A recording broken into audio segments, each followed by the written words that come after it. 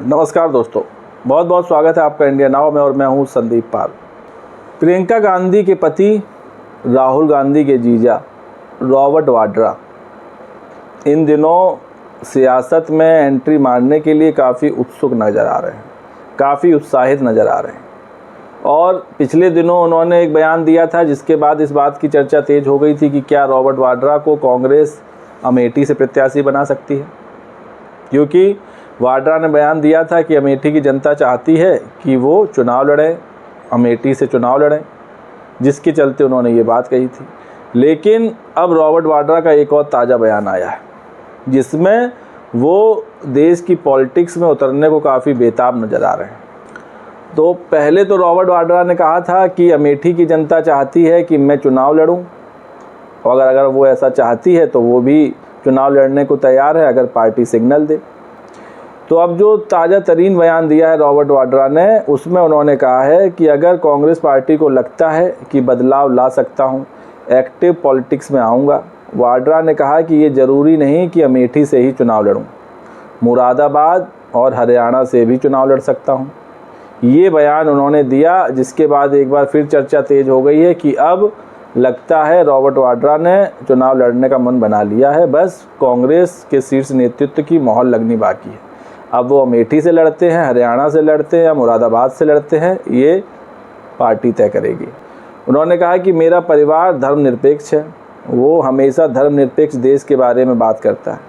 उन्होंने कहा कि पीएम मोदी को लोगों से जुड़े मुद्दे उठाने चाहिए, ये सोचना चाहिए कि हम कैसे प्रगति कर सकते हैं। वाड्रा ने एक्टिव पॉलिटिक्स में उतरने को लेकर एक सवाल पर कहा कि लोगों ने मुझे हमेशा मजबूत किया है जब मैंने उनके लिए काम किया है। तो वाड्रा ने कहीं ना कहीं अपने बयानों से बार बार ये संकेत दे रहे हैं, बार बार पार्टी को ये एहसास करा रहे हैं कि भाई एक्टिव पॉलिटिक्स में अब मैं भी उतरना चाहता हूँ, मुझे भी टिकट चाहिए, मुझे भी कहीं से लड़ा दो, भले ही अमेठी से नहीं तो मुरादाबाद हरियाणा से लड़ा दो, लेकिन लड़ा दो। क्योंकि जिस तरह रॉबर्ट वाड्रा के एक के बाद एक बयान आ रहे हैं, वो इसी तरफ इशारा कर रहे हैं कि अब रॉबर्ट वाड्रा के अंदर भी तीव्र चुनाव लड़ने की इच्छा पैदा हो गई है। उनको इंतज़ार है बस पार्टी के शीर्ष नेतृत्व का और उसकी रजामंदी का। जैसे ही वहाँ से सिग्नल मिलेगा, रॉबर्ट वाड्रा भी आपको चुनावी मैदान में दिखेंगे। हालांकि अभी तक रायबरेली और अमेठी की सीट पर कांग्रेस ने प्रत्याशी का ऐलान नहीं किया है। तो क्या रॉबर्ट वाड्रा के लिए इन दोनों सीटों में कोई एक सीट हो सकती है? क्या रॉबर्ट वाड्रा को अमेठी या रायबरेली से चुनाव लड़ाया जा सकता है? ये तो खैर वक्त बताएगा। लेकिन रॉबर्ट वाड्रा ने बार बार बयान देकर अपने मन की बात ज़रूर सबके सामने रख दी। वहीं चर्चा रायबरेली पर रॉबर्ट वाड्रा की पत्नी और राहुल गांधी की बहन प्रियंका गांधी की भी है। बहुत से कांग्रेसियों की मांग है कि प्रियंका गांधी रायबरेली से चुनाव लड़ें, लेकिन अभी तक इस पर कोई फाइनल डिसीजन हो नहीं पाया है।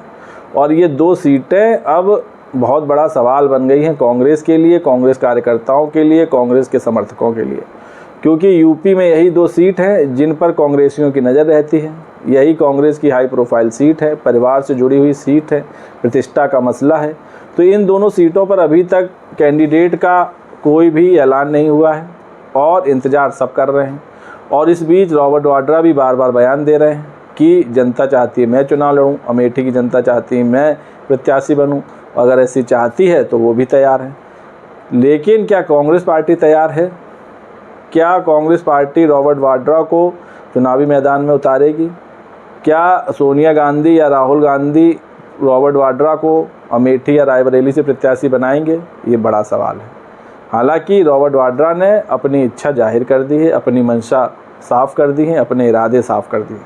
अब देखना ये है कि कांग्रेस रॉबर्ट वाड्रा की बातों को कितनी गंभीरता से लेती है, कितना अमल करती है, ये देखना होगा।